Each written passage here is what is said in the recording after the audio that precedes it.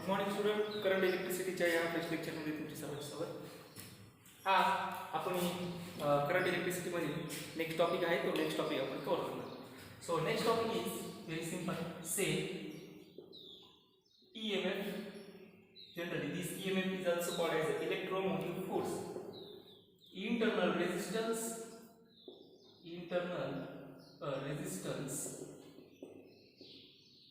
and terminal potential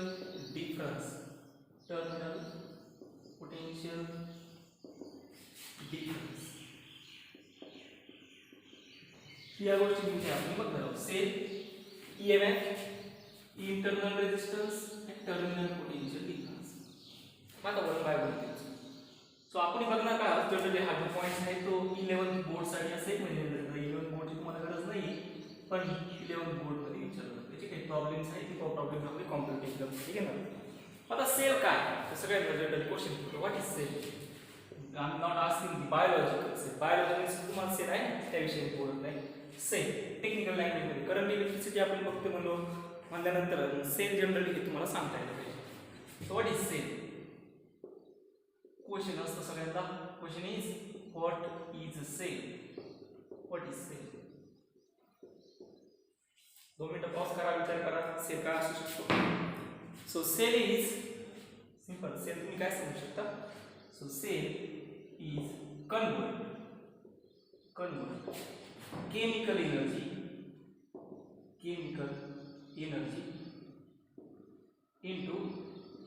into electrical energy. ज्या ठिकाणी chemical एनर्जीचं कन्वर्जन इलेक्ट्रिकल एनर्जी मध्ये जो करतो त्याला म्हणायचं असतं सेल. तर सेल जनरली ज्या सिंबल तुम्ही बघत असाल सिंबल सेलचा सिंबल असतो इथं पॉझिटिव्ह टर्मिनल इथं निगेटिव्ह टर्मिनल इथं असेल पॉझिटिव्ह इथं असणार आहे negative. and this is the flow of current is always flow from opposite direction of the flow of electrons. मग इलेक्ट्रॉन्स कुठून फ्लो होत आहेत. इलेक्ट्रॉन्स फ्लो होत आहे निगेटिव्ह टर्मिनल कडून पॉझिटिव्ह टर्मिनल आणि याच्या अपोजिट डायरेक्शनला करंट हा फ्लो होत असतो. ओके. मग आता सिंपल सेल तुम्ही एखादा घड्याळ लावलेला सेल जरी आणला तरी तो किती असतो साधारण 5 व्होल्टचा 12 व्होल्टचा जनरली तुमचा सेलवरती डिपेंड्स. त्याला जनरली म्हणलं जातं sale.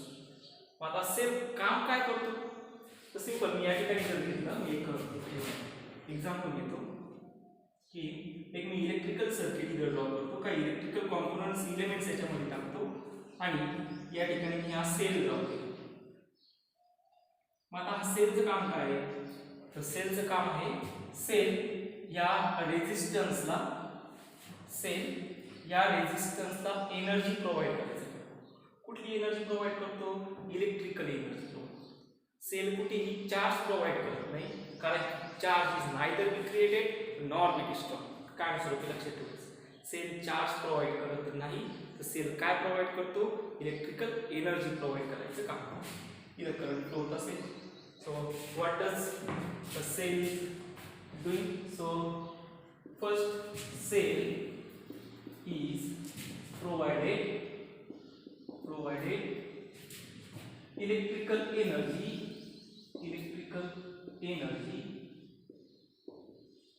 all the components or we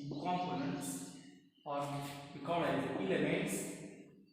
elements present in circuit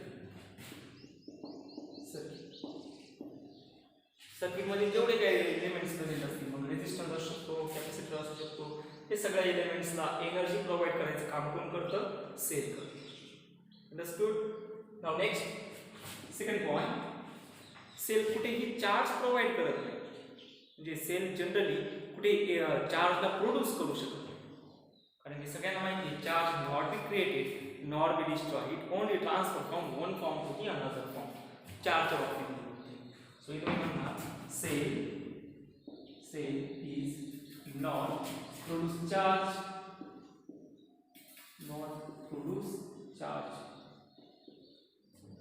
third point. Cell अजून काय काम करतो तर सेल एक कॉन्स्टंट पोटेन्शियल डिफरन्स मेंटेन ठेवतो. म्हणजे समजा इथं V एवढं पोटेन्शियल तुम्ही अप्लाय केलं आणि V एवढं पोटेन्शियल ह्या दोन्ही टर्मिनल्सला तो काय करतो कॉन्स्टंट ठेवायचं काम करतो. टर्मिनल A म्हणतो त्याला टर्मिनल P म्हणतो. याच्यामध्ये जे पोटेन्शियल येणार आहे ते पोटेन्शियल काय असेल, कॉन्स्टंट असेल. ह्या कॉन्स्टंट पोटेन्शियलमुळे काय होणार, तर या कॉन्स्टंट पोटेन्शियलमध्ये चार्जेस इथून फ्लो होत आहे, त्या चार्जवरती एक कॉन्स्टंट फोर्स अप्लाय होणार, जेणेकरून हे चार्ज या रेझिस्टन्स मध्ये जाणार, एनर्जी त्याला देणार आणि परत रेझिस्टन्स मधून बाहेर येणार. हे सेलचं काम असतं. सो सेल काय करतो, एक कॉन्स्टंट पोटेन्शियल प्रोड्यूस मेंटेन करतो. त्या कॉन्स्टंट पोटेन्शियलमुळे चार्जेस काय होत असतात, फ्लो होत असतात. Cell is maintain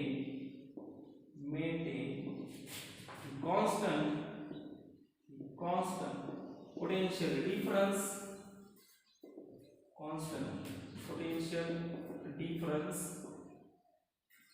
between two terminals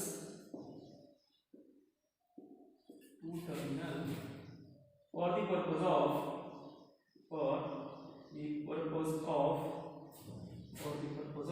काम करण्यासाठी the charges ला flow करण्यासाठी, for the purpose of to the flow of charge.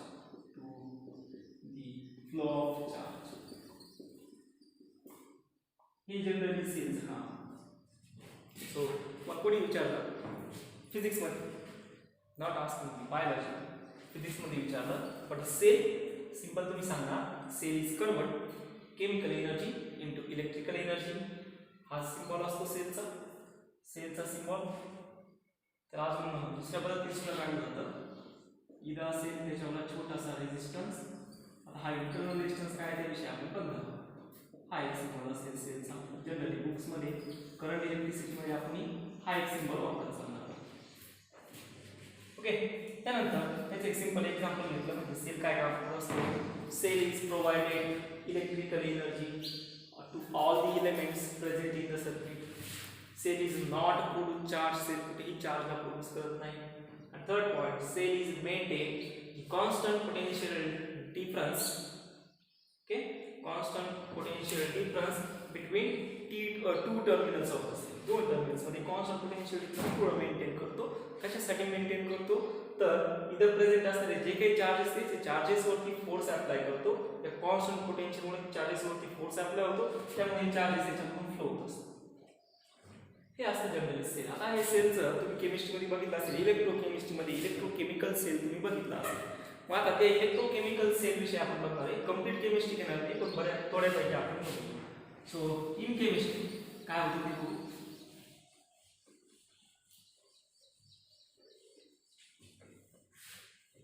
तर तुम्ही डायग्राम बघितली असेल, सेलची डायग्राम जनरल केमिस्ट्री मध्ये.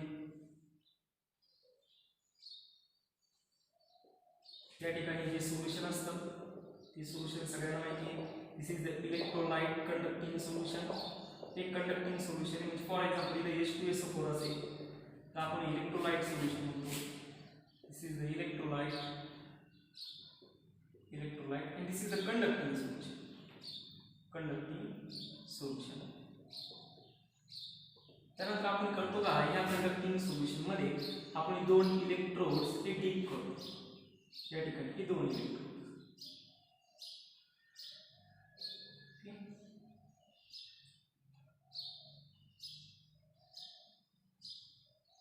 हे दोन इलेक्ट्रोड्स आपण याच्यामध्ये डीप व्यवस्थित घेतो.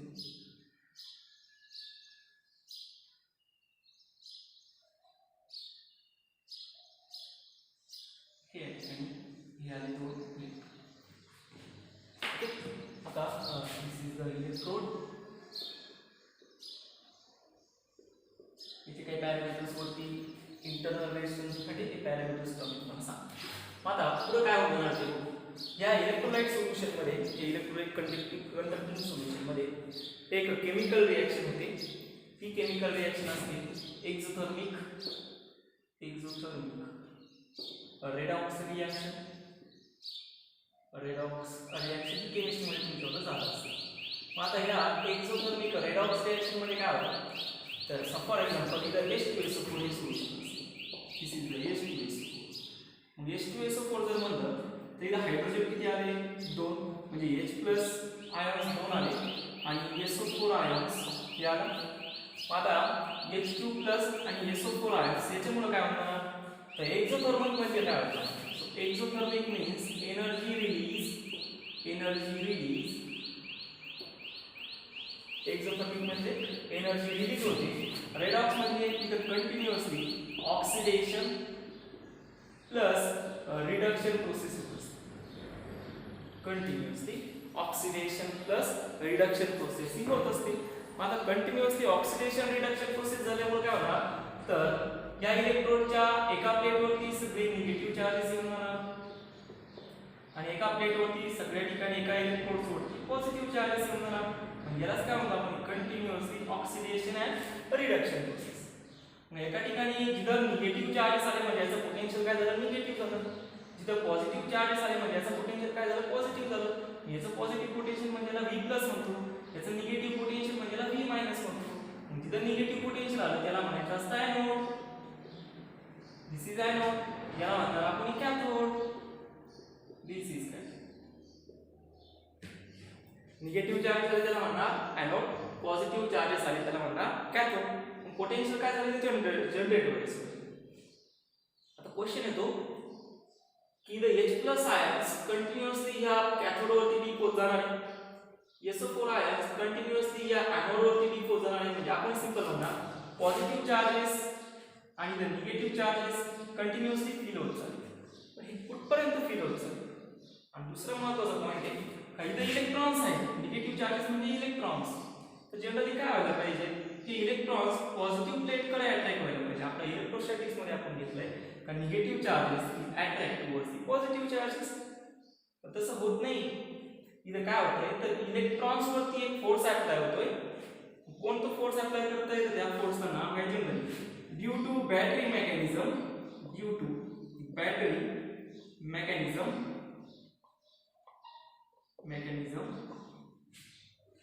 इलेक्ट्रॉन्स वरती जो फोर्स अप्लाय होतो सो बॅटरी मेकॅनिझम मुळे जो फोर्स अप्लाय झाला this is the non electrostatic force हा इलेक्ट्रोस्टॅटिक फोर्स ने समजून घ्या हा इलेक्ट्रोस्टॅटिक फोर्स जर असता तर याने या इलेक्ट्रॉन्सला पॉझिटिव्ह चार्ज वरती प्लेस केला असता पण हा एक्झॅक्टली रिव्हर्स काम करतोय इलेक्ट्रोस्टॅटिक फोर्सच्या म्हणजे ह्या इलेक्ट्रॉन्सला हा जो बॅटरी मेकॅनिझम मुळे जनरेट झालेला जो फोर्स आहे कोणत्या फोर्स मुळे एक्झोथर्मिक म्हणजे एनर्जी रिलीज होते एनर्जी रिलीज झाली म्हणजे ते फोर्स जनरेट झाला या फोर्स मुळे काय होतंय तर हे सगळे इलेक्ट्रॉन्स या एनोड वरती डीप व्हायला सुरुवात होऊन आता जनरली काय आहे सिंपल समजून घ्या H2SO4 चे बॅटरी मेकॅनिझम मुळे म्हणजे एक्झोथर्मिक एनर्जी रिलीज झाली ऑक्सिडेशन रिडक्शन प्रोसेस सुरुवात झाली एनर्जी रिलीज व्हायला सुरुवात झाली एनर्जी रिलीज व्हायला एक इलेक्ट्रॉन बाहेर आला एक इलेक्ट्रॉन्स या इलेक्ट्रोड वरती फिल झाला एनोड वरती एक पॉझिटिव्ह चार्ज कॅथोड वरती गेला पण दुसरा निगेटिव्ह चार्ज आला एनोड वरती गेला दुसरा निगेटिव्ह चार्ज आला पॉझिटिव्ह चार्ज आला कॅथोड वरती गेला असे कंटिन्युअसली निगेटिव्ह चार्जेस एनोड वरती फिल होत जाणारे असे कंटिन्युअसली पॉझिटिव्ह चार्जेस कॅथोड वरती फिल होत जाणारे पण हे कुठपर्यंत फिल होते कुठपर्यंत फिल होणार आहे जोपर्यंत त्या एनोडचं आणि ह्या कॅथोडचं एक कॉन्स्टंट पोटेन्शियल प्रोड्यूस होत नाही तोपर्यंत कॉन्स्टंट पोटेन्शियल म्हणजे हे दोन्ही एका कॉन्स्टंट पोटेन्शियलला येत नाही त्याच कॉन्स्टंट पोटेन्शियलला म्हणायचं असतं EMF ऑफ द सेल समजून घ्या परत एकदा रिपीट करतो काय होतंय इलेक्ट्रॉन्स एक एनोड वरती कंटिन्युअसली फील होत आहे पॉझिटिव्ह चार्जेस एक कॅथोड वरती कंटिन्युअसली फील होत आहे पण हे कुठपर्यंत फील होत जाणार काहीतरी लिमिटेशन असेलच ना ती किती लिमिटेशन असेल तर जोपर्यंत या एनोडचं पोटेन्शियल कॉन्स्टंट होत नाही जोपर्यंत या एनोडची कॅपॅसिटी संपत नाही तोपर्यंत इलेक्ट्रॉन्स याच्यावरती फील होत जातील जोपर्यंत कॅथोडची कॅपॅसिटी संपत नाही तोपर्यंत पॉझिटिव्ह चार्जेस याच्यावरती फील होत जातील त्याच्यानंतर काय होणार तर निगेटिव्ह चार्जेसची आता इथं येण्याची कॅपॅसिटी संपली पण हे निगेटिव्ह चार्जेस इथं काय होऊन जातील आता निगेटिव्ह चार्जेस या ठिकाणी काय होणार रिपल्शन व्हायला सुरुवात होणार या ठिकाणी सुरुवात झाली बघा काय रिपल्शन झालं इथे ऑलरेडी वॅकन्सी फील झाली सिंपल आहे आपला क्लास जर 80 चा असेल आणि 81 स्टुडंट आपल्याला जर बसवायचे असेल तर पॉसिबल असू शकतं का नाही मग आपण त्याला हाकलू जनरली ही प्रोसेस असते इथं केस मला काय होतं या एनोडवरती इलेक्ट्रॉन्स फील झाले एनोडची पूर्ण वॅकन्सी फील झाली आहे कंप्लीट झाली आहे कॉन्स्टंट पोटेन्शियल इथं प्रोड्यूस झाले मग आता हे कॉन्स्टंट पोटेन्शियल मध्ये इलेक्ट्रॉन्स आणि इलेक्ट्रॉनचं काय झालं रिपल्शन झालं हा इलेक्ट्रॉन्स झाला ओके ओके, त्यानंतर इथं सुद्धा पॉझिटिव्ह चार्जेसचं काय झालं, या ठिकाणी रिपल्शन झालं, हा पॉझिटिव्ह चार्जेस इथं आला आणि निगेटिव्ह चार्जेस इथं आला.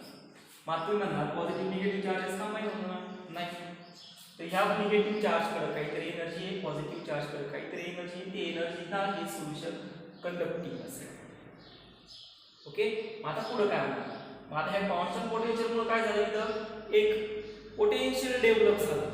आणि हे पोटेन्शियल कोणामुळे डेव्हलप झालं, तर हे पोटेन्शियल या इलेक्ट्रॉन्स मध्ये आणि पॉझिटिव्ह चार्जेसच्या फोर्सेसमुळे हे पोटेन्शियल डेव्हलप झालं. म्हणून याला म्हटलं जातं EMF. What is EMF? Electromotive force. समजून घ्या, this is not the force, this is the potential. हे फोर्स नाही, हे पोटेन्शियल आहे, हे कॉन्स्टंट पोटेन्शियल आहे, याला फोर्स म्हणायचं नाही. म्हणून याचं युनिट असेल व्होल्ट मध्ये. हे इलेक्ट्रोमोटिव्ह फोर्स कॉन्स्टंट पोटेन्शियल कसं, this is the potential difference. So what is electromotive force, this is the potential difference. समजून घ्या, potential difference between the electrodes. EMF म्हणजे काय, हे पोटेन्शियल डिफरन्स या दोन्ही इलेक्ट्रोड्स मधलं, एनोड मधलं आणि कॅथोड मधलं एक कॉन्स्टंट पोटेन्शियल डिफरन्स आहे. केव्हा, ज्यावेळेस ओपन कुठेही सर्किट आपण कुठलाही इलेमेंट जोडलेला नाही, म्हणजे मी याला कुठे असं रेजिस्टन्स वगैरे जोडून दिला, सर्किट काय ओपन. काय म्हणणार, this is the potential difference between two electrodes when no elements, किंवा असं म्हणतो, when circuit is open and no current flows through it. कुठलाही करंट त्याच्यामधून फ्लो होत नाही, त्याला म्हणायचं असतं इलेक्ट्रोमोटिव्ह फोर्स. समजून घ्या परत एकदा सर, इलेक्ट्रोमोटिव्ह फोर्स तुम्ही कशाला म्हणता, तर काय होत चाललंय परत एकदा सांगतो, व्यवस्थित समजून घ्या. या ठिकाणी continuously exothermic rate of reaction होते. एक्झोथर्मिक मध्ये एनर्जी रिलीज होते, ऑक्सिडेशन रिडक्शन प्रोसेस ही कंटिन्युअसली घडते. मग या कंटिन्युअस ऑक्सिडेशन रिडक्शन प्रोसेसमुळे इथे इलेक्ट्रॉन्स फ्री होत जाणार आहे, इथं पॉझिटिव्ह चार्जेस फ्री होत जाणार आहे. निगेटिव्ह चार्जेस एका प्लेटवरती एका इलेक्ट्रोडवरती येत जातील, पॉझिटिव्ह चार्जेस एका इलेक्ट्रोडवरती येत जातील. पण कुठपर्यंत येत जातील, जोपर्यंत याच्यावर पूर्ण वॅकन्सी फील होत नाही तोपर्यंत. आपण घेतलं इलेक्ट्रोस्टॅटिक्स मध्ये, कुठलाही कंडक्टर एखादे किती अमाऊंट ऑफ चार्ज त्याच्यामध्ये स्टोअर करू शकतो, त्याची जेवढी कॅपॅसिटी असेल तेवढे तो चार्ज स्टोअर करू शकतो. मग इथेही तेच होतंय, की इलेक्ट्रोड्स किती चार्ज स्टोअर करणार आहे, जेवढी या एनोड इलेक्ट्रोडची कॅपॅसिटी आहे तेवढी, इथे जेवढी या कॅथोड इलेक्ट्रोडची कॅपॅसिटी आहे तेवढी. मग इथे कंटिन्युअसली निगेटिव्ह चार्जेस फील होत जातील, इथे कंटिन्युअसली पॉझिटिव्ह चार्जेस फील होत जातील. कुठेही या इलेक्ट्रॉन्सला एक फ्री पाथ प्रोव्हाइड नाही केला, म्हणजे इथं कुठे आपण काही जोडलेलं, कुठलाही इलेमेंट जोडलेलं नाही, सर्किट ओपन आहे. याला म्हणतात सर्किट इज ओपन. हे सर्किट ओपन आहे, याला कुठेही आपण म्हणजे निगेटिव्ह चार्जेस किंवा पॉझिटिव्ह चार्जेसला जोडलेलं नाहीये, सर्किट काय ओपन आहे. त्याच्यामुळे काय झालं, हे जे एनोड होता हा एका पोटेन्शियलला कॉन्स्टंट झाला, हा कॅथोड हा एका पोटेन्शियलला कॉन्स्टंट झाला, आणि ह्या दोघांमधलं पोटेन्शियल जे आहे त्याला म्हटलं जातं EMF, पोटेन्शियल बोलतो. This is called as EMF. It is not the force. परत एकदा सांगतो, EMF is not the force. EMF is the voltage that we maintain when two electrodes at constant potential, circuit is open, no current is flowed. Okay? So सर्वांना electromotive force काय हे समजलं असेल. आणि हा इलेक्ट्रोमोटिव्ह फोर्स दाखवला जातो कशाने, E. त्यामुळे ज्यावेळेस आपण एखादा सेल बाजारात मागतो, तर त्या बाजारातून आणलेल्या सेलमध्ये जे व्होल्टेज असतं 12 व्होल्ट असेल, 5 व्होल्ट असेल, 6 व्होल्ट असेल, 10 व्होल्ट असेल, वॉट एव्हर इट, जे काय व्होल्टेज असतात तो त्या सेलचा EMF असतो, त्याला आपण व्होल्टेज म्हणू शकत नाही. This is the EMF of the cell. आणि ज्यावेळेस तुम्ही त्याला एखादा बल्ब जोडणार त्यावेळेस त्या EMFचं कन्व्हर्जन होणार आहे व्होल्टेजमध्ये, आणि त्या व्होल्टेजला जनरली पुढे काय म्हणायचं असतं ते. ओके, होप सो सर्वांना इलेक्ट्रोमोटिव्ह फोर्स म्हणजे काय समजलं असेल. सो इलेक्ट्रोमोटिव्ह फोर्स आहे, repeat again, this is the potential difference between two electrodes when circuit is open and no current flows. ठीक आहे. ओके. मग आता हे झालं जनरली इलेक्ट्रोमोटिव्ह फोर्स विषयी आपण बोलतो. आता सेम विषय. आता पुढचा पॉईंट जो आपल्याला घ्यायचा आहे तो आहे इंटरनल रेजिस्टन्स. आता हा इंटरनल रेजिस्टन्स कसा आहे ते बघू. मी काय करतो, मी पाजातून घड्याळाचा शेप, ठीक आहे, म्हणजे आता लगेच नाही जाते, मी केस कन्सिडर करतो का. मी एक सेल आणला, ठीक आहे, त्या ठिकाणी, आणि जो सेल आहे मला 12 व्होल्टचा 12 व्होल्टचा एक सेल आणला, ठीक आहे. हा बाजारातून आणलेला सेल 12 व्होल्टचा. पुढे काय करणार, मी या 12 व्होल्टला पॉझिटिव्ह टर्मिनल पासून एक करंट मीटर जोडला. करंट मीटर दाखवून टाकतो एम्पियर मध्ये. हे हा त्याच्याला सिंबल असतो. पुढे घेण्यापेक्षा याच्यानंतरचं लेक्चर जे असेल त्याच्यामध्ये आपण करंट मीटर, व्होल्ट मीटर हे बघणार. त्यानंतर या करंट मीटरला पुढं एक रेजिस्टन्स जोडला, आणि आता या रेजिस्टन्सच्या 2 टर्मिनल मध्ये मला पोटेन्शियल डिफरन्स बघायचा आहे. पोटेन्शियल डिफरन्स कशामध्ये बघतो मी 2 टर्मिनल मध्ये. म्हणून जो रेजिस्टन्स जो आहे तो रेजिस्टन्स आहे जनरल 4 ओहमचा. ओके. आणि पुढं या रेजिस्टन्सच्या अक्रॉस मी एक व्होल्टमीटर जोडला, आणि तुम्हाला विचारलाय क्वेश्चन असा आहे, व्हॉट इज व्होल्टेज और पोटेन्शियल. व्होल्टेज काय म्हणतो, पोटेन्शियल डिफरन्स अक्रॉस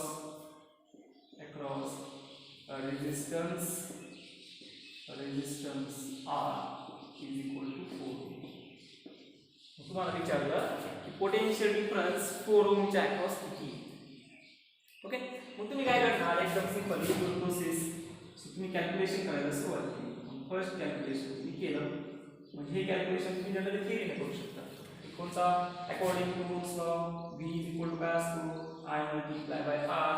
मग या रेजिस्टरच्या अक्रॉस करंट किती आहे हे जर मला समजलं तर मला समजेल इथं पोटेन्शियल डिफरन्स. ओके. मग येऊ. मग आता व्होल्टेज किती आपल्याला दिले 12 व्होल्ट. करंट किती आहे माहिती आहे नाही, तो पहिल्यांदा फाइंड करावा लागेल. आणि रेजिस्टन्स किती आहे, तर रेजिस्टन्स आहे 4 ओहमचा. मग current is equal to 12 divided by किती असेल 4. करंट इज इक्वल टू किती होणार 3 एंपियर. मग इथं करंट किती आला या ठिकाणी 3 एंपियर. एवढा करंट आला. चला आता पुढे काय, व्होल्टेज फाइंड करा ना. इथं व्होल्टेज किती असेल, इथं जर करंट किती येतो I is equal to 3 ampere. मग इथं रेजिस्टन्स किती आहे 4 ओहमचा. V is equal to परत काय वापरणार, V is equal to असेल I multiply by R.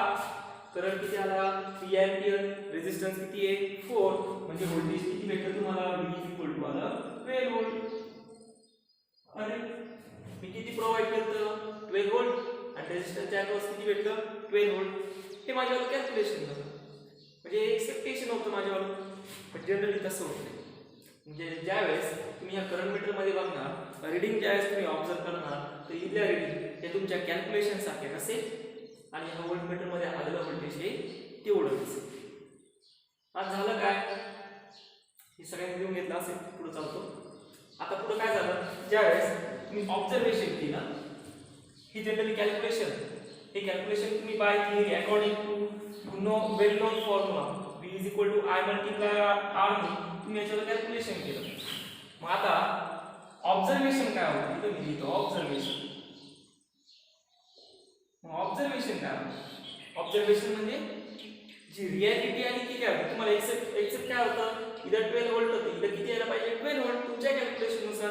पण तसं झालं नाही. करंट किती आला, करंट आला आहे 2 एंपियर, आणि जे व्होल्टेज असेल म्हणजे इथं करंट जर 2 एंपियर आला 4 मल्टिप्लाय बाय 2 व्होल्टेज असेल 8 व्होल्ट. ओके. म्हणजे रियालिटी मध्ये काय झालं, तर करंट तुम्हाला करंट मीटर मध्ये दाखवला त्या ठिकाणी नॉट 3 एंपियर, इथे दाखवला गेला आता 2 एंपियर, आणि व्होल्टेज जे आलंय इथं 2 एंपियर, व्होल्टेज जे आलंय ते व्होल्टेज आलंय 8 व्होल्ट. व्होल्टेज किती आलं 8. आता काय झालं, तुमच्या कॅल्क्युलेशन मध्ये आणि तुमच्या ऑब्झर्वेशन मध्ये तो गोंधळ झाला. तुम्ही सेल किती व्होल्टचा आणला होता 12 व्होल्टचा, तुमचा जो व्होल्टेज अक्रॉस रेजिस्टन्स यायला पाहिजे होतं किती यायला पाहिजे होतं 12 व्होल्ट, पण ते ऍक्च्युअली आलं किती आहे 8 व्होल्ट. कशामुळे झालं असं, जनरल काय होतं ते सांगतो. ज्यावेळेस आपण ही बॅटरी बघितली त्यावेळेस या फ्लो ऑफ इलेक्ट्रॉन्सला, म्हणजे ज्यावेळेस तुम्ही रेजिस्टन्स जोडला, या ठिकाणी असा रेजिस्टन्स जोडला, या आता घेतलेल्या सेलमध्ये. मग आता इथे हे इलेक्ट्रॉन्स इथून फ्लो होतील, इलेक्ट्रॉन्स फ्लो झाले, हे इथे इलेक्ट्रॉन्स फ्लो झाले, इथे इलेक्ट्रॉन्स फ्लो झाले, इथे इलेक्ट्रॉन्स फ्लो झाले, इथे इलेक्ट्रॉन्स फ्लो झाले. म्हणजे काय झालं, इलेक्ट्रॉन्सनी या सेलपासून एनर्जी घेतली, ती त्याला पाथ प्रोव्हाइड केला, त्या पाथने त्यांनी फ्लो ट्रॅव्हल करायला सुरुवात केली. त्यानंतर इथं हा रेझिस्टन्स असेल, इलेक्ट्रॉननी सेलकडून घेतलेली एनर्जी रेझिस्टन्सला प्रोव्हाइड केली.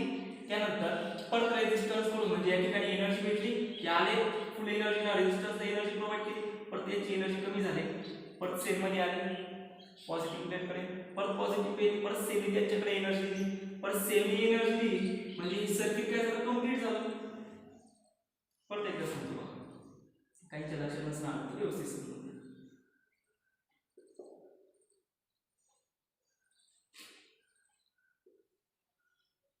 बरं, इथं काय झालं तर हा ऑक्सिडेशन रिडक्शन प्रोसेसमुळे इथे इलेक्ट्रॉन्स काय होतात, कंटिन्युअसली फिल होते. म्हणजे सेलकडे electrons energy provide, continuously energy provide करतो.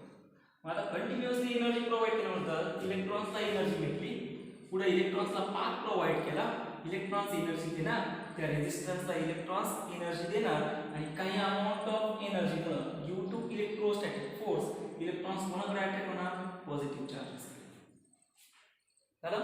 त्यानंतर आता इथे इलेक्ट्रॉन्स आले, मग इलेक्ट्रॉनची टेंडन्सी काय आहे, तर या ठिकाणी बॅटरी मेकॅनिझममुळे फोर्स अप्लाय होतोय, तो इलेक्ट्रॉनचं काय करणार आहे, या एनोडवरती फीड करणार आहे. मग इलेक्ट्रॉन्स परत एनर्जी त्या सेलनी एनर्जी इलेक्ट्रॉन्सला दिली, ते इलेक्ट्रॉन्स या परत या पॉझिटिव्ह प्लेटकडून कॅथोडकडून निघाले, परत इंटरनली एनोडकडे गेले, आणि ह्या पाथमध्ये कॅथोडकडून एनोडकडे जाण्याच्या पाथमध्ये हे जे इलेक्ट्रोलाइट सोल्युशन आहे, इलेक्ट्रोलाइट सोल्युशन या फ्लो करंटच्या फ्लो मध्ये काहीतरी अपोजिशन क्रिएट करण्याचं काम करते. प्रत्येकदा सांगतो, सेल इलेक्ट्रॉन्सला एनर्जी प्रोव्हाइड करते, त्यामुळे इलेक्ट्रॉन जाऊन रेझिस्टन्सला एनर्जी देत आहे, आणि रिमेनिंग एनर्जी ना पॉझिटिव्ह प्लेटकडे म्हणजे कॅथोडकडे येत आहे. परत सेल त्या इलेक्ट्रॉन्सला एनर्जी प्रोव्हाइड करतो, परत ते सेल एनोडकडे येतात, परत रेझिस्टन्स मध्ये जातात, परत कॅथोडकडे येतात, परत त्याला आले एनर्जी त्यांनी प्रोव्हाइड केली, परत कॅथोड एनोडकडे आले, इलेक्ट्रॉन रेझिस्टन्स एनर्जी दिली, परत कॅथोडकडे आले, परत सेल मध्ये आले. म्हणजे या ठिकाणी सेलच्या इलेक्ट्रोलाइटिक सोल्युशन मध्ये, कंडक्टिंग सोल्युशन मध्ये एनर्जी भरण्याचं काम होतं इलेक्ट्रॉन्स मध्ये. मग ह्या एनर्जी भरण्याच्या कामामध्ये जो इलेक्ट्रोलाइट सोल्युशन आहे, जो फ्लो ऑफ करंट असेल, मग वेळ थांबावा लागेल ना इलेक्ट्रॉन्सला एनर्जी देण्यासाठी, मग या फ्लो ऑफ करंट मध्ये तो काहीतरी अपोजिशन क्रिएट करतो, and this opposition is called as the internal resistance of the cell. याला म्हणायचं असतं internal resistance of the cell. म्हणजे तुमचं एक्सपेक्टेशन काय होतं 12 व्होल्ट, रियालिटी काय आली 8 व्होल्ट. हे 8 व्होल्ट बाकीचं व्होल्टेज पुढे गेलं तर बाकीचं व्होल्टेज सेलनी त्या करंटला जनरली प्रोव्हाइड केले. म्हणजे या ठिकाणी जे व्होल्टेज आलंय ते व्होल्टेज या ठिकाणी स्टोअर झाले.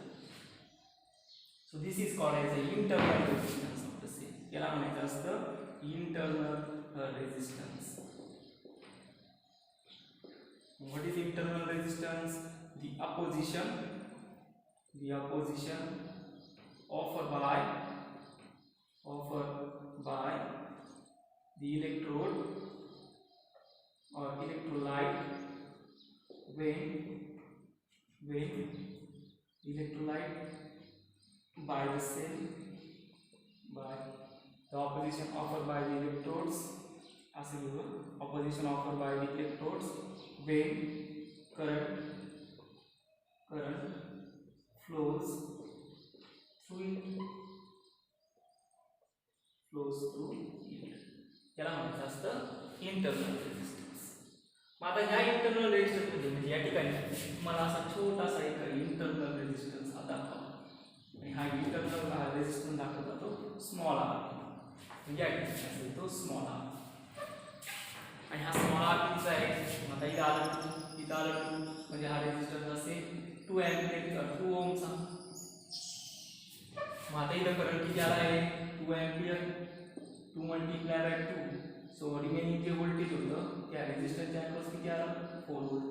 मग आता ॲड करू ना, हे आलं 8 व्होल्ट, 8 + 4 बॅटरीचं किती व्होल्टेज आलं 12. म्हणजे ज्यावेळेस इन रियालिटी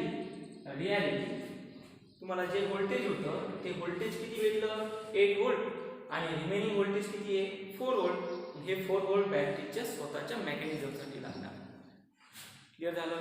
मग आता पूर्णचे पूर्ण म्हणजे 12 व्होल्ट केव्हा बॅटरी याला प्रोव्हाइड करणार. सिंपल आहे, ज्यावेळेस इथला रेझिस्टन्स आणि बॅटरीचा इंटरनल रेझिस्टन्स दोन्ही सारखे असतील त्यावेळेस बॅटरी पूर्णचे पूर्ण 12 व्होल्ट त्याला प्रोव्हाइड करते. हे जनरली याला म्हणायचं असतं इंटरनल रेझिस्टन्स. इथे व्हिडिओ देतो व्हॉट इज इंटरनल रेझिस्टन्स. हे सगळ्यांचं झालं असेल जनरली, फक्त समजून घेण्यासाठी एक्झाम्पल लिहिण्याची गरज नाही. मग आता इंटरनल रेझिस्टन्स काय. इंटरनल रेझिस्टन्स परत इथे व्यवस्थित लिहितो. So what is internal resistance. So internal resistance is very simple. the opposition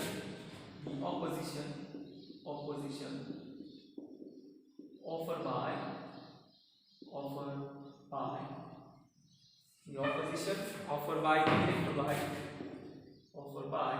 the electrolyte when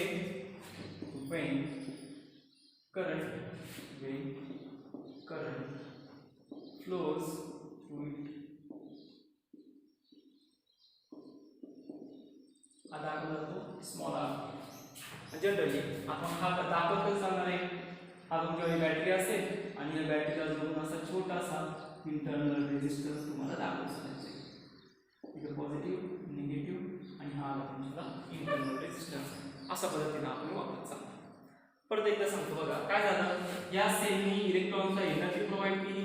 इलेक्ट्रॉननी energy रेझिस्टन्सला दिली. रेझिस्टन्सला इलेक्ट्रॉननी एनर्जी देऊन तो पॉझिटिव्ह कडे काय झाला अट्रॅक्ट झाला. मग आता सेल मध्ये आला. सेल मध्ये इलेक्ट्रॉन्सला एनर्जी प्रोव्हाइड केली जाते. कुठल्या प्रोसेसनी. Energy will be release redox reaction oxidation reduction process मध्ये. मग आता या इलेक्ट्रॉन्सला एनर्जी प्रोव्हाइड केली. कोणी प्रोव्हाइड केली. या इलेक्ट्रोलाइट सोल्युशनने. इलेक्ट्रोलाइट सोल्युशनने एनर्जी प्रोव्हाइड केली म्हणजे हे पॉझिटिव्ह चार्जेस करून इलेक्ट्रॉन्स पुढे येतील एनोड कडे. मग इथं सर्किट काय झालं कंप्लीट झालं. आणि ह्या कंप्लीट सर्किट मध्ये इथं जो फ्लो ऑफ करंट होता या फ्लो ऑफ करंटला पॉझिटिव्ह चार्ज करून कॅथोड कडून एनोड कडे येणाऱ्या या फ्लो ऑफ करंटला जे ऑपोजिशन ऑफर केलं ते ऑपोजिशन कोणी ऑफर केलं इलेक्ट्रोलाइट सोल्युशन. त्याला म्हणायचं असतं बॅटरीचा इंटरनल रेझिस्टन्स. मग हा इंटरनल रेझिस्टन्स डिपेंड्स कशावरती. So it depends on first point आहे internal resistance depends on nature of electrolyte. म्हणजे कंडक्टिंग सोल्युशन बनवलं त्याच्यावर नेचर कसं आहे. दुसरा is depends on types of material. याला घेतो मटेरियल ऑफ इलेक्ट्रोड्स. दुसरं कशावर डिपेंड्स आहे या इलेक्ट्रोडचं मटेरियल कसं आणि नेचर हे इलेक्ट्रोलाइट्स हे कशावर. हा जो इंटरनल रेझिस्टन्स आहे तो इंटरनल रेझिस्टन्स डिपेंड्स कशावरती येतो. सो हे समजलं असेल तुम्हाला. Nature of the electrodes, nature of the electrolytes, material of the electrodes. आणि हा इंटरनल रेझिस्टन्स वाढू करू शकतो. तर इंटरनल रेझिस्टन्स वाढू शकतो इज ऑल्सो डिपेंड. आता या इंटरनल रेझिस्टन्स काय प्रॉपर्टीज आहेत. when distance between two electrodes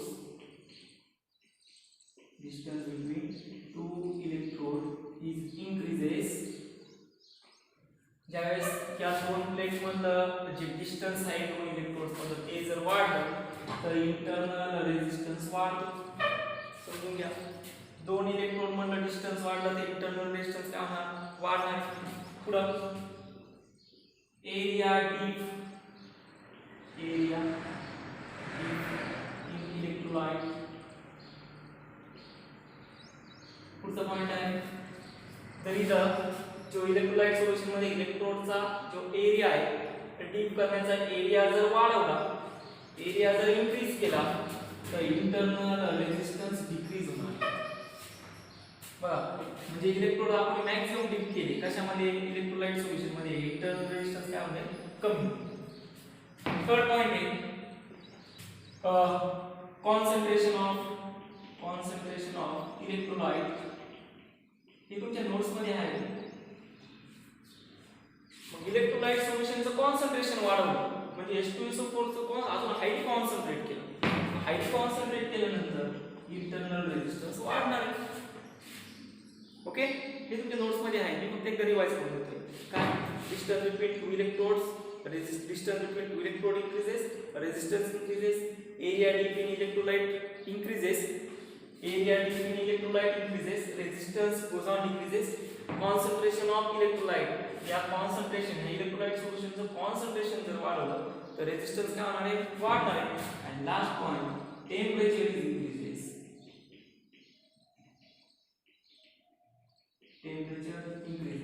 internal resistance decreases. Temperature जर वाढवलं इलेक्ट्रोलाइट सोल्युशनचं तर इंटरनल रेजिस्टन्स कमी होईल.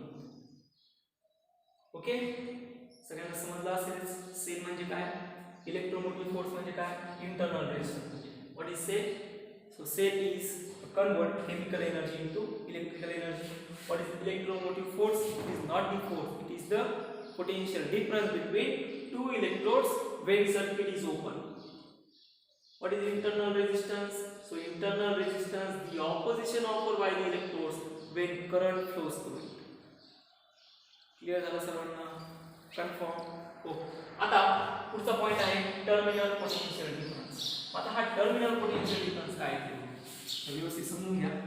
टर्मिनल पोटेन्शियल डिफरन्स काय आलं तर टर्मिनल पोटेन्शियल डिफरन्स जनरली याला म्हणतात it is a potential difference between the two electrodes when मग आपण EMF घेतलं होतं potential difference between two electrodes when circuit is open. आता आपण टर्मिनल पोटेन्शियल डिफरन्स घेणार आहे. पोटेन्शियल डिफरन्स म्हणजे ज्यावेळेस हे सर्किट ओपन होतं इथं कुठेही रेझिस्टन्स जोडलेला नव्हता, इथं कुठेही रेझिस्टन्स नाही, कुठलाही एलिमेंट जोडला नाही, तर या दोघांमध्ये जे पोटेन्शियल डिफरन्स होतं त्याला म्हणतो आपण EMF. पण आता सर्किट काय केलं आपण क्लोज केलं म्हणजे काय केलं एलिमेंट जोडला, मग हा रेझिस्टन्स या ठिकाणी जोडला असेल, हा रेझिस्टन्स या ठिकाणी जोडला. मला काय झालं तर या ठिकाणी जे EMF होतं त्या EMF ला आता फ्लो व्हायला सुरुवात झाली म्हणजे याचं पोटेन्शियल कंटिन्युअसली डिक्रीज होत आहे. मग याचा पोटेन्शियल कंटिन्युअसली डिक्रीज झाला म्हणजे ते EMF सारखं झालं का आता नाही. इलेक्ट्रॉन्स आले रेझिस्टन्सला, इलेक्ट्रॉन्स एनर्जी प्रोव्हाइड करतायत परत कॅथोडकडे येत आहे, परत एनर्जी घेत आहे रेझिस्टन्स प्रोव्हाइड करतायत परत कॅथोडकडे येत आहे, परत सेल कडून एनर्जी घेता रेझिस्टन्सला येतात, रेझिस्टन्सला एनर्जी दिला परत कॅथोडकडे येत असतात. म्हणजे या रेझिस्टन्सच्या दोन टर्मिनल्स मध्ये काहीतरी पोटेन्शियल डिफरन्स आलाय आता. and this potential difference is called as a terminal potential difference. या रेझिस्टन्सच्या दोन पॉइंट्स मध्ये किंवा या पॉइंट्स A आणि पॉइंट B मध्ये टर्मिनल पोटेन्शियल डिफरन्स आणि EMF दोन्ही सारखेच आहेत. टर्मिनल पोटेन्शियल डिफरन्स आणि EMF दोन्ही सारखेच आहेत. पण EMF कधी बनणार ज्यावेळेस सर्किट ओपन असेल त्यावेळेस, पोटेन्शियल डिफरन्स कधी बनणार ज्यावेळेस सर्किट क्लोज असेल त्यावेळेस. पोटेन्शियल डिफरन्स EMF जरी हा दोन्ही व्होल्टेजेस असले तर इथं जर EMF जर 12 व्होल्ट असेल तर पोटेन्शियल 12 व्होल्ट येणार नाही. या आताच्याच एक्झाम्पल आपण घेऊ. एक्झाम्पल का बरं तर पोटेन्शियल डिफरन्सला EMF चा इंटरनल रेझिस्टन्स फ्लो ऑफ करंटला अपोज करणार, त्यामुळे जर कंप्लीट 12 व्होल्ट येणार नाही तर काही अमाउंट ऑफ या इंटरनल रेझिस्टन्स कडे सुद्धा काही व्होल्टेज असेल. So what is terminal potential difference?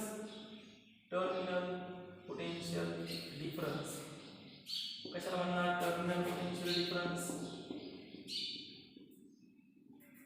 मग टर्मिनल पोटेन्शियल डिफरन्स म्हणायचं असतं. So terminal potential difference the potential difference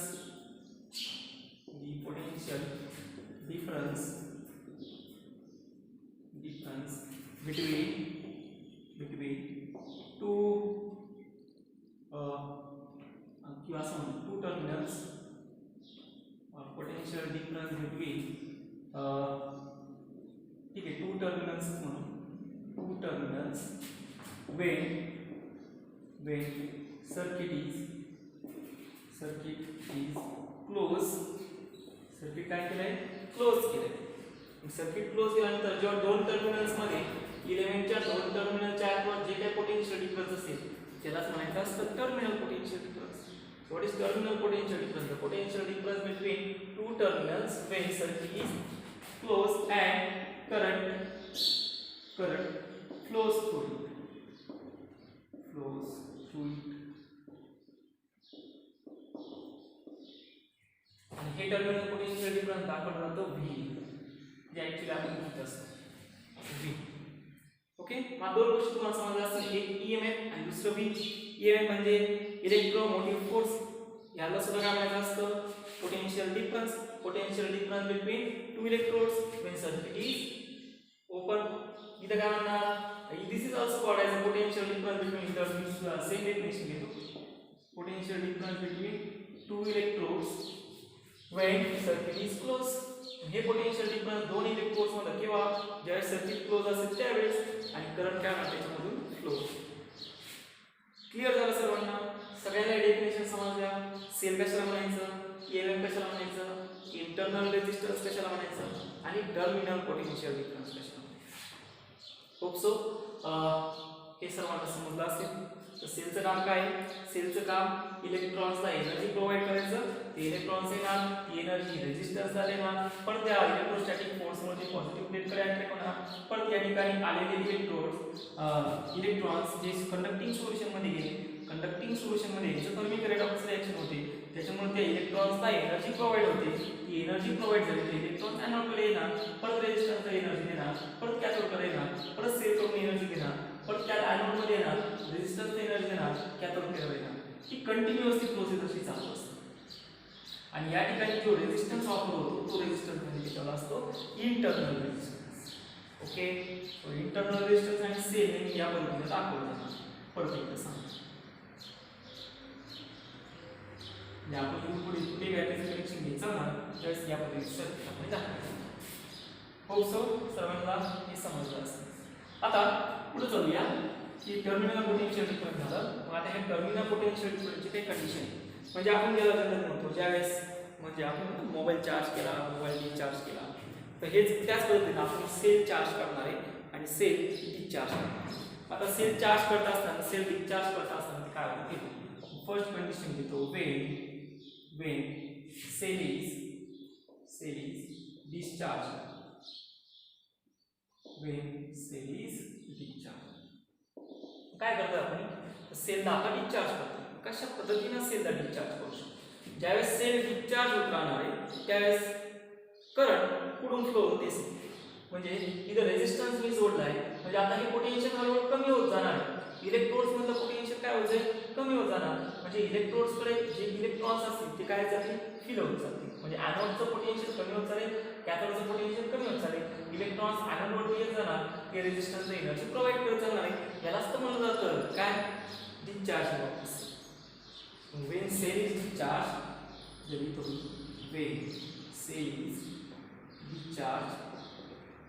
when cell is discharged, the current flows from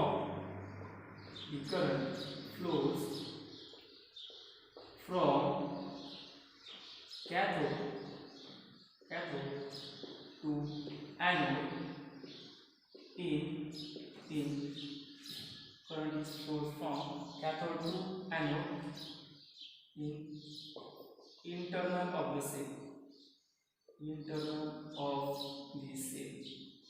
म्हणजे सेलच्या इनसाइड, सेल चार्ज करायचं डिस्चार्ज करायचं मी बघत चालू. सेलच्या इनसाइड काय होतं, ज्यावेळेस सेल डिस्चार्ज होणार आहे त्यावेळेस सेलच्या इनसाइड जो करंट फ्लो होणार आहे कॅथोड कडून एनोड कडे.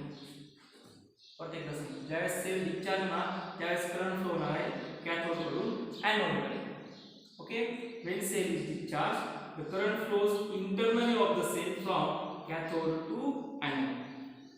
व्हायचं सर्किट जर बघायचं, सर्किट कसं असेल, ही तुमची बॅटरी असेल, हा याचा इंटरनल रेजिस्टन्स असेल, त्यानंतर या ठिकाणी तुम्ही जोडलेला हा एक्सटर्नल रेजिस्टन्स, इथं पॉझिटिव्ह निगेटिव्ह, इथं इंटरनल रेजिस्टन्स, आणि या ठिकाणी तुमच्याला असेल एक्सटर्नल रेजिस्टन्स. मग इंटरनली करंट कसा फ्लो होणार आहे, इंटरनली करंट फ्लो होणार आहे कॅथोड टू एनोड, म्हणजे पॉझिटिव्ह टू निगेटिव्ह चार्जेस कडे करंट फ्लो होणार. आणि जर एक्सटर्नली बघितलं तर करंट कसा फ्लो होणार आहे, इलेक्ट्रॉन तिकडे चालले, म्हणजे करंट या डायरेक्शनला चालतात, पॉझिटिव्ह टू निगेटिव्ह. ही झाली ॲक्च्युअली करंटची डायरेक्शन, आता किती करंट फ्लो होणार, करंट असेल I is equal to generally V is equal to I multiplied by R. So इथं I इक्वल टू असेल व्होल्टेज डिवाइडेड बाय रेजिस्टन्स. मग रेजिस्टन्स कोणता आहे? हा इंटरनल रेजिस्टन्स आणि हा एक्सटर्नल रेजिस्टन्स, आणि हे दोन्ही कसे सिरीज मध्ये कनेक्टेड आहे. पॅरलल कधी म्हणणार? ज्यावेळेस मी असे दोन्ही कनेक्ट करणार त्यावेळेस. पण दोन्ही अशी कनेक्टेड आहे का? नाही. तर रेजिस्टन्सचा एक टर्मिनल, इंटरनल रेजिस्टन्सचा एक टर्मिनल हा एक्सटर्नल रेजिस्टन्सच्या दुसऱ्या टर्मिनलला कनेक्टेड आहे. म्हणजे हे दोन्ही कसे झाले? सिरीज मध्ये. आणि सिरीज मध्ये रेजिस्टन्स कसे होत असतात? ऍड होत असतात. म्हणजे करंट I इक्वल टू किती होणार आहे? E upon small r plus capital R. एवढा करंट याच्यामध्ये फ्लो होणार. बस किती काय जर केलं तर ते येऊन बसतं V इक्वल टू, म्हणजे याला मी सिम्प्लिफाय करतो, E equal to I multiply by small r plus I multiply by capital R. I multiply by capital R म्हणजे असतं पोटेन्शियल डिफरन्स. म्हणजे E इक्वल टू किती होणार आहे? I small r plus V, म्हणजे V इक्वल टू असेल E minus I multiply by R. समजून घ्या. ज्यावेळेस सेल हा डिस्चार्ज होतो त्यावेळेस पोटेन्शियल डिफरन्स किती आलं? E minus I multiply by R. मग आता इथे एक सिच्युएशन असते, ज्यावेळेस सेल डिस्चार्ज होत असतो त्यावेळेस हे टर्मिनल पोटेन्शियल डिफरन्स आणि इथं असलेला EMF, या दोन इलेक्ट्रोड मध्ये असलेला EMF. मग सेल कधी डिस्चार्ज होणार आहे? सेल मध्ये डिस्चार्ज होत असताना electrons will always flow from higher potential to lower potential. मग आता हायर पोटेन्शियल कोणाचं असणार आहे? EMF आणि लोअर पोटेन्शियल कोणाचं असणार आहे? व्होल्टेजचं. इथं दिसतंय तुम्हाला हे जे व्होल्टेज आहे ते डिक्रीज झालंय. कशापेक्षा? EMF पेक्षा. कसं काय? बघा ना, हा स्मॉल जो R आहे, या स्मॉल R मुळे हा EMF काय होणार आहे? कमी होणार आहे. इथं भेटणारा व्होल्टेज काय होणार? कमी होणार आहे. जे मागच्या प्रॉब्लेम मध्ये घेतलं होतं आपण, ज्यावेळेस सेल डिस्चार्ज होत होता त्यावेळेस आपण बॅटरी कितीची आणली? 12 व्होल्टची, आणि भेटलं किती? 8 व्होल्ट. म्हणजे EMF व्होल्टेज काय होतं? मॅक्झिमम. भेटलं किती? मिनिमम.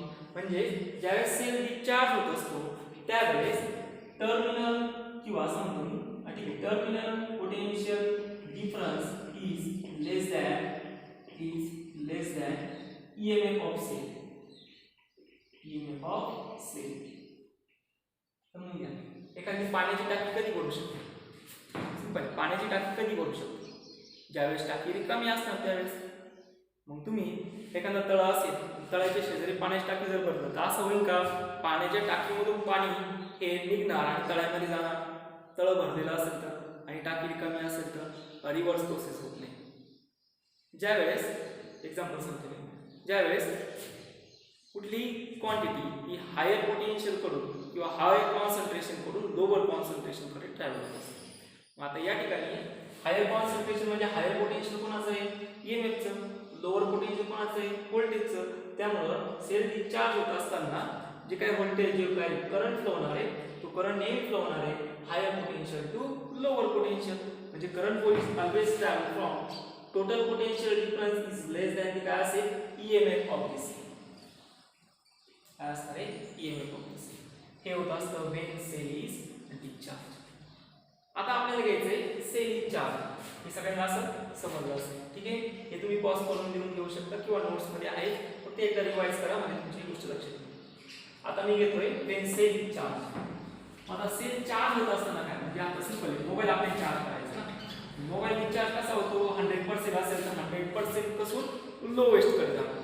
आणि आता तुम्ही चार्ज करताय, चार्ज कसं करताय? तुम्ही 100 च्या वरती कधी चार्ज केलाय का मोबाईल? अजिबात. मग मोबाईल चार्ज कसा करणार तुम्ही? 0, 1%, 2%, 3%, 4%, 5%, 10%, 20%, 30%, 40, 50, 60, 70, मग तर 100 पर्यंत जा. अशा पद्धतीने आपण मोबाईल चार्ज करतो. चार्ज करतो म्हणजे तो एनर्जी त्याला आपण प्रोव्हाइड करतो. एक्सटर्नली एनर्जी त्याला काय करतो? प्रोव्हाइड करतो. ओके. डिस्चार्ज होतो म्हणजे काय होतं? इंटरनली इलेक्ट्रोलाइट सोल्युशन त्याला एनर्जी प्रोव्हाइड करतो. आता इथं घेतो आपण when cell is charged. आता सेल चार्ज केला, सेल चार्ज करणार म्हणजे इथं रेजिस्टन्स असेल तो पूर्ण काढून टाकणार आणि याला आपण आता हा रेजिस्टन्स सेल चार्ज करतोय म्हणजे इथला रेजिस्टन्स आपण काढून टाकला. बरोबर. मग याला आपण काय केलं? एनर्जी सप्लाय करायला सुरुवात केली. मग याला आपण काय दिलं? इलेक्ट्रॉन होतं. करंट कसं होणार? जनरल. याला आपण पॉझिटिव्ह दिला, याला काय दिला? निगेटिव्ह दिला. उलटा इथं काय असेल? निगेटिव्ह. इथं काय असेल? पॉझिटिव्ह. म्हणजे इथं आपण काय दिलं? Voltage provide. मला काय होणार? व्होल्टेज प्रोव्हाइड केल्यामुळं जो करंट फ्लो होणार आहे तो इंटरनली सेलच्या करंट फ्लो होत असताना इंटरनल सेलच्या कडून फ्लो होणार आहे anode to cathode. when cell is charged current is flows from anode to cathode. okay इथे लिहून घेतो when cell is charged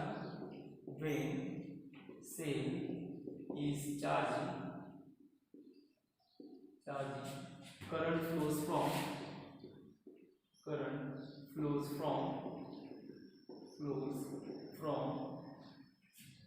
anode to cathode.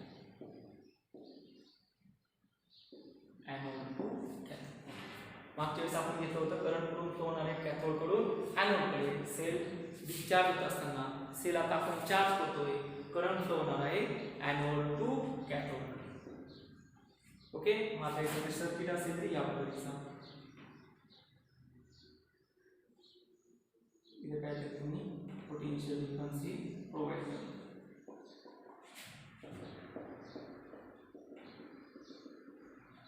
इथं असेल चला इंटरनल रेजिस्टन्स. आता करंट कडून फ्लो होणार आहे एनोड टू कॅथोड. मग करंट कसा फ्लो होणार आहे anode to cathode. This is the direction of current.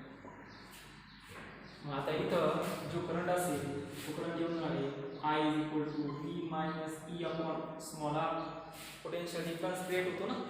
आणि इथं जे व्होल्टेज येऊन आहे voltage V is equal to E plus किती असेल I मल्टिप्लाय बाय R. मग आता या ठिकाणी केव्हा सेल चार्ज होणार आहे ज्यावेळेस इथलं पोटेन्शियल ईएमएफ पेक्षा काय असेल जास्त असेल तरच हा सेल काय होणार आहे चार्ज होणार आहे. परत एकदा सांगतो ज्यावेळेस ईएमएफ हा व्होल्टेज पेक्षा काय पाहिजे कमी पाहिजे म्हणजे हे व्होल्टेज जे आहे ते व्होल्टेज काय होणार आहे वाढणार आहे आणि ईएमएफ काय होणार आहे कमी होणार आहे तरच सेल काय होणार चार्ज होणार. म्हणजे त्या म्हणतात पोटेन्शियल डिफरन्स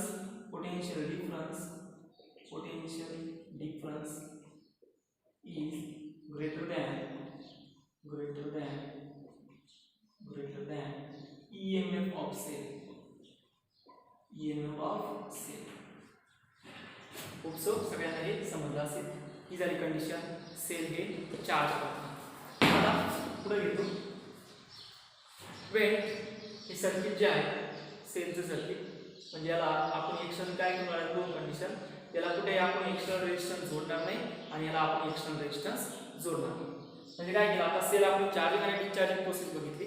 आता याला काय करायचं आहे रेजिस्टन्स म्हणजे सेल हा ओपन सर्किट मध्ये असेल आणि सेल हा क्लोज सर्किट मध्ये असेल. इथं थर्ड कंडिशन घेतो when cell is open circuit. आता सेल इज ओपन सर्किट मध्ये सिंपल हा सेल ओपन सर्किट म्हणजे काय तुम्ही काय सांगणार ओपन सर्किट म्हणजे इथं कुठे बॅटरी चार्ज झाली तर तुम्ही काही जोडलेलं नाही म्हणजे रेजिस्टन्स किती आहे cell is open circuit external resistance किती आला 0. मग रेजिस्टन्स जर 0 आला तुमच्याला हे जे इक्वेशन असेल ते इक्वेशन असणार आहे I E upon capital R plus किती स्मॉल r. हा रेजिस्टन्स व्हॅल्यू झाली 0 म्हणजे करंट इज इक्वल टू किती आला E upon स्मॉल r म्हणजे E इज इक्वल टू किती आला I मल्टिप्लाय बाय R. म्हणजे ते म्हणणार potential difference V is equal to किती आला 0 कारण V इज इक्वल टू किती असतो I multiply by capital R आणि पुढे this capital R is equal to किती आहे 0 म्हणजे व्होल्टेज किती आलं 0. व्होल्टेज किती आलं आहे 0. ज्यावेळेस सेल ओपन सर्किट मध्ये असेल त्यावेळेस व्होल्टेज किती असणार आहे 0. ईएमएफ किती असेल मॅक्सिमम. म्हणजे म्हणणार EMF is maximum of cell and voltage is 0 एकदम सोपी कंडिशन बघा. कुठलाही रेजिस्टन्स जोडलेला नाही म्हणजे ईएमएफ कमी होणार आहे का नाही. ईएमएफ काय असेल मॅक्सिमम असेल आणि व्होल्टेज काय असणार आहे 0. ही झाली condition cell is open circuit. आता पुढे घेऊया व्हेन सेल इज क्लोज. याच्या पुढील सिच्युएशन आहे fourth one when cell is close circuit. आता सेल क्लोज सर्किट म्हणजे काय तर रेजिस्टन्स किती असेल इन्फिनिटी. रेजिस्टन्स इन्फिनिटी म्हणजे I is equal to E upon capital R plus small r. हा किती होणार इन्फिनिटी म्हणजे V इज इक्वल टू किती असेल E एवढा असेल. ओके, म्हणजे इथे काय म्हणणार, terminal potential difference is equal to EMF of cell. मग ज्यावेळेस सर्किटला क्लोज सर्किट म्हणजे इथे आपण काहीतरी रेजिस्टन्स जोडलाय, रेजिस्टन्स जोडलं म्हणजे ह्या दोन्ही टर्मिनल्स मध्ये काहीतरी व्होल्टेज आलं. मग ह्या दोन्ही टर्मिनल्स मध्ये व्होल्टेज केवढा असणार आहे, जेवढा आहे तेवढा EMF असेल. मग जेवढा EMF म्हणजे हा रेजिस्टन्स होता, ह्या रेजिस्टन्सची व्हॅल्यू स्पेसिफाय नाही, किती इन्फायनाइट. म्हणून आपण म्हणणार पोटेन्शियल डिफरन्स आणि EMF दोन्ही काय असतील, इक्वल असतील ज्यावेळेस हे सर्किट कसं असेल, क्लोज असेल त्यावेळेस. ओके, लास्ट पॉइंट आहे चला, पावर डिलिव्हर बाय सेल. आता मॅक्सिमम पॉवर इथे म्हणतो, maximum power deliver by cell असं म्हणून घ्या, maximum power deliver by cell. आता जे माग आपण एक्झाम्पल घेतलं ते एक्झाम्पल आठवा, तुम्हाला 2 मिनिटात प्रॉब्लेम समजेल. कोणतं एक्झाम्पल, त्या एक्झाम्पल मध्ये आपण काय करतो, पेपर पेपर घेतो. मी काय करतो, हा रेजिस्टन्स जोडला होता, हा सेल आणला आणि या सेल मध्ये इथं आता जोडला होता. ऍक्च्युअली एक्सपेक्टेशन होतं, द रियालिटी होती, इथं पॉवर स्मॉल रेजिस्टन्स होता आणि EMF होता 12 व्होल्टचा, बरोबर. आणि या ठिकाणी करंट मीटर जोडलेला होता आणि या ठिकाणी व्होल्ट मीटर जोडलेला होता. हा रेजिस्टन्स होता 4 ओहम.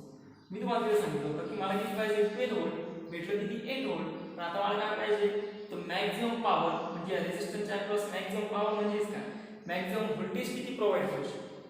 म्हणजे हा जो EMF सेल आहे, EMF सेलचं मॅक्सिमम व्होल्टेज किती आहे, 12 व्होल्ट. इथं सुद्धा किती यायला पाहिजे, 12 व्होल्ट. पण ते येत होतं का, नाही. कारण नाही आलं, तर ह्या इंटरनल रेजिस्टन्स काहीतरी व्होल्टेज काढलं. आता इथे किती पाहिजे, मॅक्सिमम पाहिजे. हे मॅक्सिमम येण्यासाठी या रेजिस्टन्सची व्हॅल्यू आणि ह्या रेजिस्टन्सची व्हॅल्यू दोन्ही काय पाहिजे, सारखी पाहिजे, तरच इथं मॅक्सिमम व्होल्टेज दोन्ही साईडला येऊ शकतो. ओके, याचा ग्राफ जर बघितला, त्याचा ग्राफ अशा पद्धतीचा असतो. इथं असतो रेजिस्टन्स, इथं असते पॉवर, आणि पॉवर आणि रेजिस्टन्सचा ग्राफ या पद्धतीने येऊन जातो. आणि या ठिकाणी मॅक्सिमम पॉवर असेल when small r internal resistance is equal to external resistance, आणि ही मॅक्सिमम पॉवर येऊन जाते E²/4r. मग आता पॉवरचा फॉर्म्युला काय आहे, P is equal to I² multiplied by r. करंटचा फॉर्म्युला सगळ्यांना माहिती, E/r plus capital R. याला जर व्हॅल्यू टाकली, E²/r plus capital R² multiplied by r. मग हा मॅक्सिमम कधी, this power is maximum कधी, ज्यावेळेस dP/dr. when this power is maximum, dP/dr हा फर्स्ट डेरिव्हेटिव्ह याच्यावर काय घ्यायचा, 0 घ्यायचा. हे जे इक्वेशन आहे, P is equal to E²/r plus capital R bracket square multiply by r. याला काय करा, डिफरन्शिएट करा. डिफरन्शिएट केलं तर E²/4r याच्यावर फॉर्म्युला असेल. त्याला डिफरन्शिएट करण्याची गरज नाही. मी जनरल तुम्हाला सांगितलं की मॅक्सिमम पॉवर कधी फाइंड करू शकतो, ज्यावेळेस फर्स्ट डेरिव्हेटिव्ह 0 घेऊन मॅक्सिमम पॉवरची तुम्हाला व्हॅल्यू येऊ शकते E²/4.